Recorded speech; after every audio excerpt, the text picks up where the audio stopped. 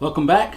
We're in our series called Discover You, and this session is going to be about serving, the manifestational gift of serving. It's hard for me to say.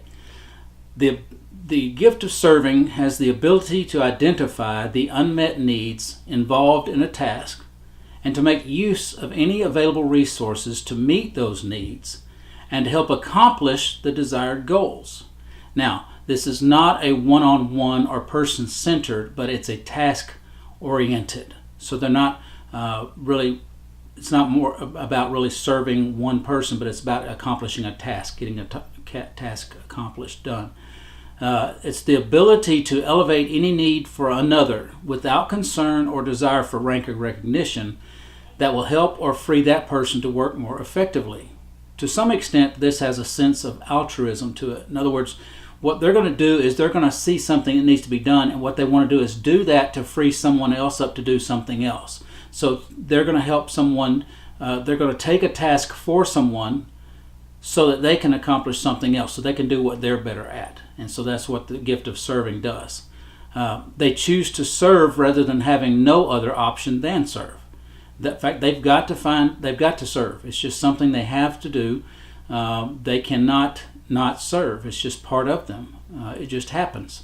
Now, this term in first century Rome carried a general meaning of waiting on tables, running errands, being ready and available to help, but not that the term connotated menial or subservient task, or that the person serving was seen as a slave or a servant. So this was more of those that were hired, people that were hired to do things, hired to do things. Again, my Texanese is kicking in. So it's not a slave, not someone that's doing it through, somebody's telling them to do it. They have to do it because they're indentured slave. But servant is an attitude. It's more like a waiting table. In other words, in fact, the word in the Greek, you'll find out through this series, and I'm like kind of a word geek, but the Greek word is diakonia, and we actually get our English word deacon from that word. But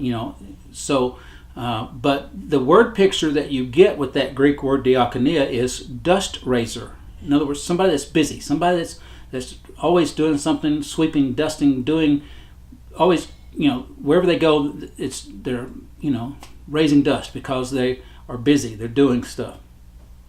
The server's interest is in doing rather than talking. Their interest is doing rather than showing feelings. They'll show their feelings through their service, or doing the work they'll do the work rather than delegate it too. And offering to give practical service to others is one of the traits of someone that has the motivational gift of serving. So the category that this is in, remember we have the speaking and the doing category. Serving is in the doing category. And there are three specific behaviors or traits demonstrated with those that have the manifestational gifts of serving.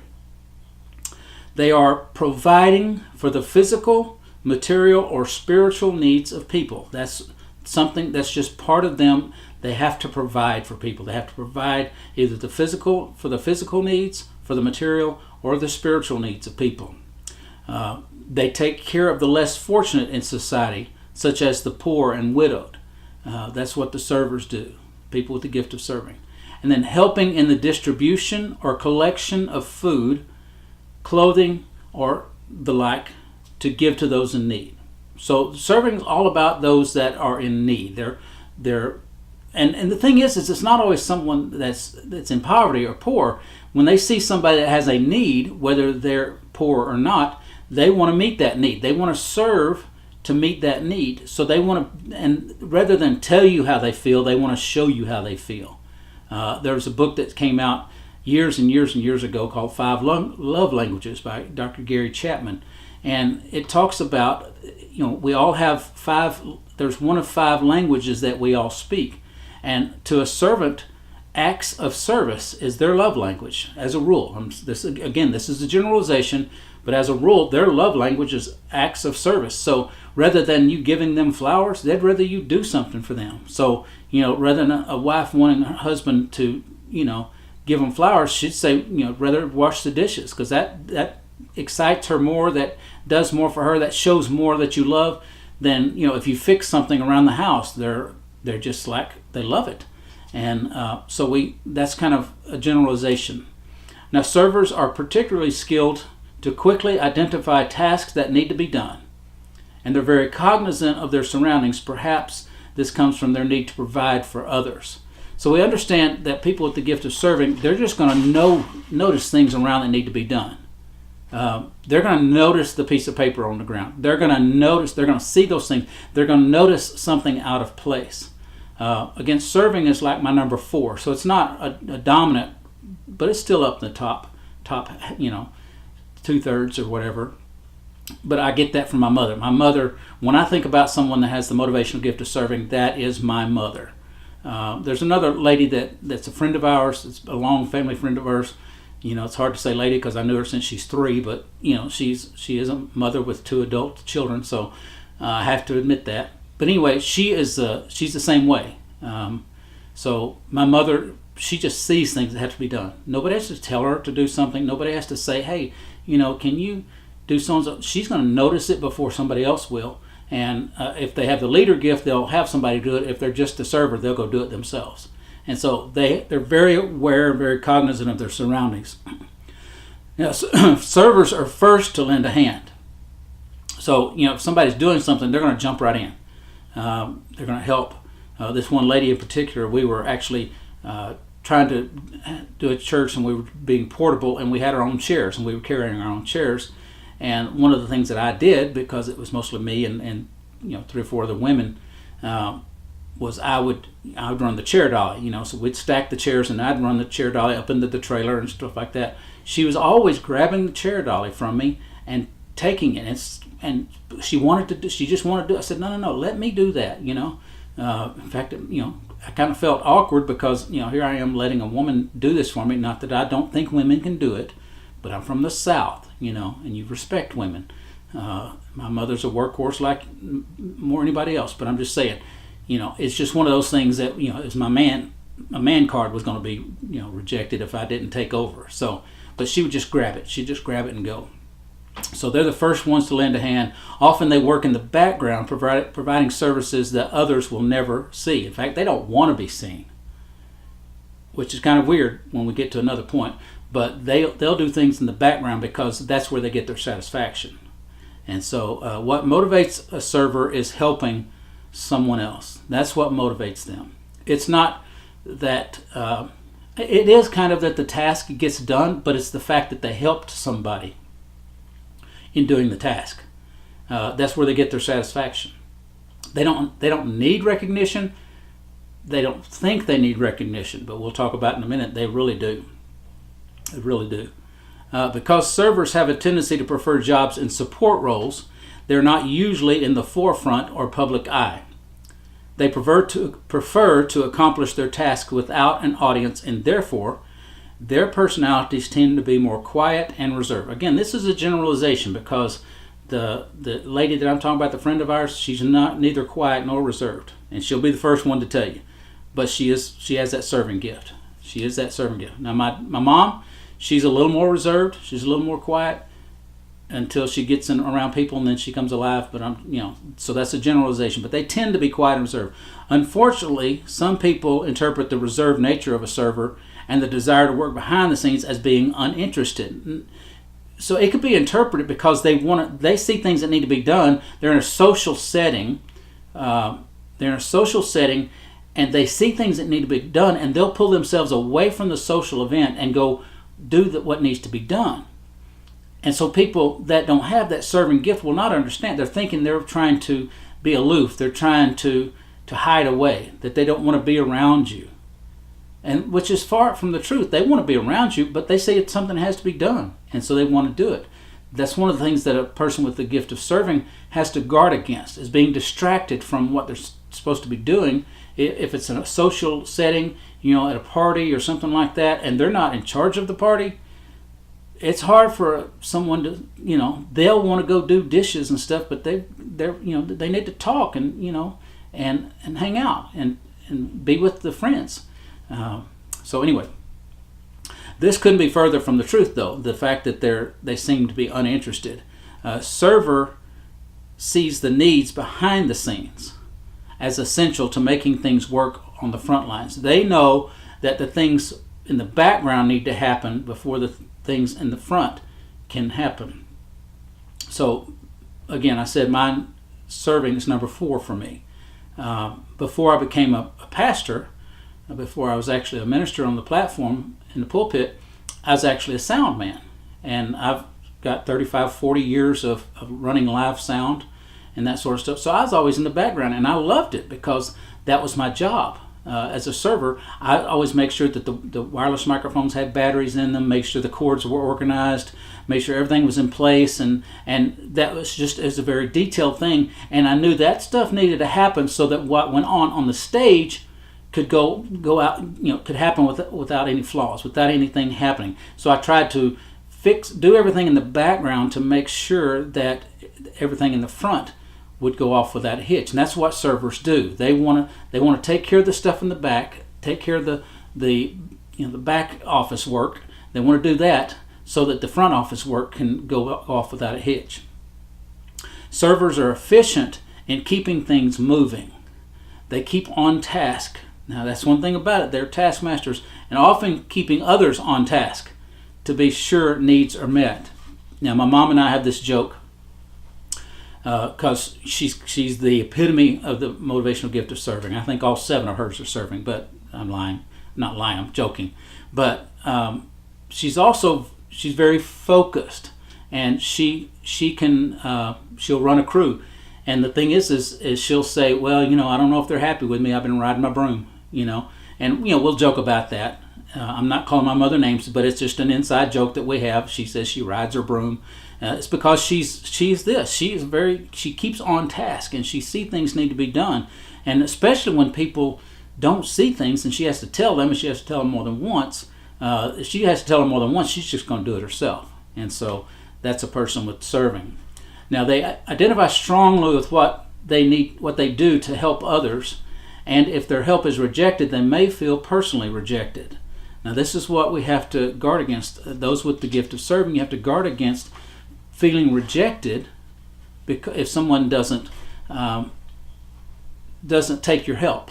In other words, if you're offering your help, offering your assistance, and somebody says, no, I've got this, then sometimes the person with the gift of serving will take that as a personal affront, take it as a saying, no, I'm better at this than you are. When all along they're just saying, no, I've got it.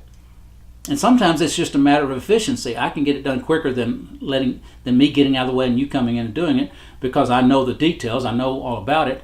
But if somebody rejects your help, even if it's not even in good motives, then you've got to guard against that being offended because it's not against you. It's something that's with them personally.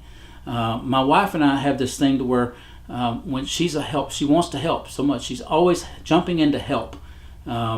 Serving is not one of her stronger ones, but mercy is. But she's got this mothering thing that she just has to help. And I'm very independent, fiercely independent. And so when she tries to jump in and help me with something, I read it as she's saying I'm inadequate or I can't do it. And it will upset me. See, that's what the serving person has to guard against is when somebody says, no, I don't need your help, is taking it as a personal affront saying that you're not good enough. That's not what it is.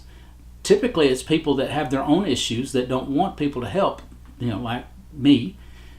And, some of these things I talk about, you've got to remember, these are just things I deal with. Not that I've got a handle on them. I'm trying, I'm working, I'm a work in progress like everybody is. But hopefully you can learn something from this. So anyway, also depending on the other dominant gifts working in a server's life, they may be talented event planners. Servers have a natural ability to look ahead and plan what will be needed. Again, my mother. She's in fact, she would love to be an event planner. She's at this recording, she's 73, and she doesn't feel like she's, young enough to do it. My dad passed away, and I said, reinvent yourself. But I don't live. If I lived closer to her, I'd help her and we'd do that. But she just the epitome of an event planner. See, she was a pastor's wife all of her life. And in traditional small church pastor's wife roles, you have to be the planner. You have to be the event planner. And so, but she was just really good at that. She was always putting things together and knew how to do that because she could see ahead of time. So the group that that serving is in, not the group, I'm sorry, the part of the body that the server is they are the hands of the group. They're the hands of the group. They feel the need to demonstrate love by meeting practical needs. That's how they express themselves. That's how they express love. They take joy in serving when it frees others to do more important tasks. And it's what they interpret as more important tasks. My mother served my dad because he was a pastor of the church, so she would do things, take care of things that need to be done so he could focus on being the pastor, so he could focus on preaching the sermon and on ministering to the people, and she would take care of all the other stuff. And that's where my brother and sister and I came in. We helped her. We learned that. We all have that serving thing somewhere in higher in our gift sets. And so we all would work together to facilitate my dad. Now, see, it wasn't more important. It was just what he did but she wanted to facilitate that. In other words, in fact, my dad, people would come by their house all the time, and my mom was there to facilitate. And so what would happen is my dad, he was bivocational, and so, but his shop that he worked in was right behind the house, and so people would come visit. Well, he'd stop, take a break. My mom would either already have some cookies made or make some cookies and make coffee and serve people. Or if it was lunchtime, she'd make lunch. She was always facilitating, so nobody had to worry about doing anything. Just sit there and let my dad minister to them. That's what she did. And my dad said, I did more ministry at the dining table than I did behind a pulpit because my mom, as a server, as somebody that was serving, her heart was that way. She wanted to take care of all those things so my dad could focus on ministering to people. And she deemed that as more important. But that was just her job, and that was his job. So they have a strong desire to be accepted, to provide more opportunities for service. In other words, they want you to appreciate what they did so that when you need help, you'll ask them again. That's the way they are. They want you to like what they did. They want you to appreciate what they did so that the next time you need help, you'll go to them again. So they'll have another opportunity to serve. So that's how they are. Now their motivation is to meet the physical needs of others. With helping organizations feed the hungry, and they must do something to help. Not say something, they must do something to help. Now the pro is they can see what needs to be done. If you have somebody that's serving on your team, they know they can see what needs to be done. Their motives, the drawbacks are their motives are often misunderstood as trying to be seen or showing off, which is exactly opposite. They don't want to be seen or show off. They just want to do what they want. They're easily offended if you don't show them appreciation. See, they say they don't want appreciation, but if you don't show them appreciation, they can be offended because of that. And they take care for others. They take other people's care. They take care for others. They can look down their noses at people who don't see physical needs. So a person with the motivational gift of serving can look at someone that doesn't have it, and they can get judgmental. Don't you see that needs to be done? I've heard it from several people. I've seen it happen. I've done it myself. People that, you walked by that piece of paper 3 times and you didn't pick it up, because people that don't have that gift, they're just oblivious to that piece of paper on the floor. Their whole thing is that somebody will get it. That's not what I'm here to do. A lot of people are so task oriented, they're just focused on what they're doing. They don't worry about it. Now, we're going to talk about, to those in the corporate environment, the managers and leaders and things like that. You need to have someone that is a server, has the gift of serving on your team, because of the fact that you'll have ideas as a leader. You'll have ideas of things to do, and you won't consider what it takes to get it done. but you can consult with them to do it. So, for instance, we always had in a former job I had, in the former job I had, the boss, he was always coming with these great ideas. Hey, let's do this. Let's have this party, and let's do it tomorrow night. Well, okay, but where are you going to have it? Are you going to serve food? If you are, is it going to be finger foods? Is it going to just be a cheese tray? Is it going to be a full meal? Is it going to be a sit-down dinner? Are you going to use cloth napkins or paper napkins? Are you going to use paper plates or real plates? Are you going to do, all the logistics of these things they don't think about? Hey, let's just do a party. Well, the people with the serving gift, they're going to tell you, okay, we need to know this, this, and this, and this. So what you have to do is empower them. Say, okay, this is what I want. You ask them, okay, what are the questions you have for this event? And they will ask you, and you give them direction, and they'll execute it. Now, they'll let you know if they have enough time, but a lot of times they'll say they don't have enough time, but they really will. But don't push it too much. But you want somebody on your team that can execute things, especially if you want to do something for your customers or you want to do something special. They're the people you want to task it to. The serving people, hey, let's do gift baskets for our top 10% or whatever. You get the serving people, they're on it. They're going to go, they're going to find the best baskets for the cheapest price. They're going to get it done because they're task oriented. So those examples, if you have someone on your staff, somebody on your team that has the motivational gift of serving, you can put them in charge of the things that need to be done like this. So it's always strategic to have someone like that on your team. But you also have to understand they're going to have some of these drawbacks. If you don't give them appreciation, they may get offended. Depends on how mature they are in understanding their gift. So you have to give them appreciation and then give them another opportunity to do it. If you don't give them another opportunity to serve, they're going to feel like you don't believe in them. So don't wear them out, but give them another opportunity. So some of the jobs, activities, and that sort of thing that they're involved in, they can be involved in. They can be involved in animal care because they're the servings. They're typically blue collar workers, servers, because they'd rather be doing something with their hands than being behind a desk. They can be bookkeepers. They can provide child care because they love to care for people, take care of people. Good in clerical work because they're very detail-oriented. They're cooks. My mom was the head cook at our school when I was in school. She was in our cafeteria, and it was the first and only time the school has ever made money in their cafeteria because my mom, she brought her recipes from home and cooked those in the cafeteria, but she was the head cook there.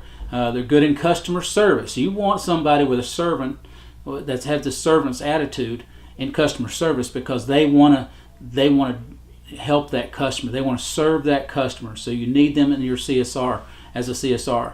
They're good drivers. They're just about getting it done. Background work, again, stuff like that. Good with elderly care, caring for elderly people, home health care, that sort of thing. They're good. They're factory workers.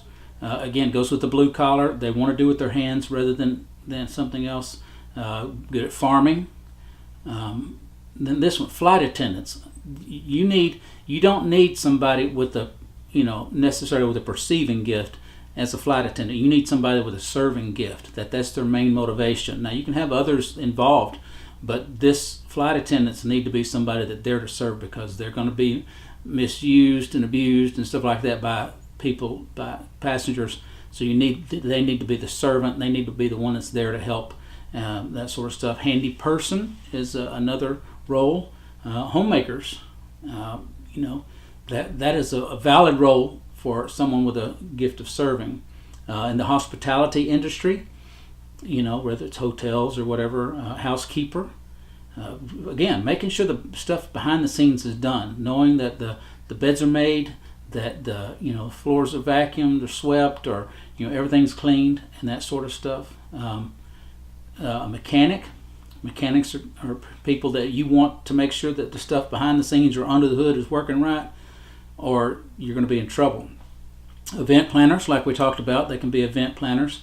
They could be good at outdoor work because it's not as visible because they're out away from people, and but they want to make the landscapers and things like that. They're good in police and fire because police and firemen, they're public servants. That's what they call themselves, as public servants, and so they're there to serve and protect is what the police go by. Retail, they're good in retail because, again, CSRs, that sort of thing. Secretaries, administrative assistants, whatever term you want to use, they can do that. They're good support staff. And teachers, they're good teachers because they're there to serve those kids or whoever they're teaching. But they make good volunteers. So if you have a nonprofit organization and you want to get some good volunteers, find people that have the serving. Most of the time, people with a motivational gift of serving are going to be the ones that are going to volunteer anyway. But that's who you want to try to get. And especially if you're looking for a volunteer to lead a crew, I'm thinking Habitat for Humanity or something like that. You get somebody that has that motivational gift of serving, and they will make sure the task gets done. They will stay on people, because you got volunteers, and they'll start kind of goofing off. They'll say, hey, this has got to get done. This is important. And so they'll keep people on task. And then wait staff. Again, the name itself came from the Greek word diakonia, means table waiters or dust raisers, people that wait on tables. So wait staff is one of the things that's good for this motivational gift. So understand that we need people with serving in our organizations. We need to recognize it in our families. We need to recognize it in our relationships, because the fact if we recognize those with this gift, then we will be able to make them feel better about themselves when we let them use their gift. A lot of times people, they don't want to impose upon people, but if you understand they have a motivational gift of serving, it's not going to be an imposition on them. You have a party at your house, and a friend of yours has motivational gifts, and they say, I'm gonna go help you with the dishes, and you don't let them do it, then you've cheated them. They feel like you've cheated them. You can say, well, I was going to get it later, but that'd be great if you'd do that for me. I'd really love that.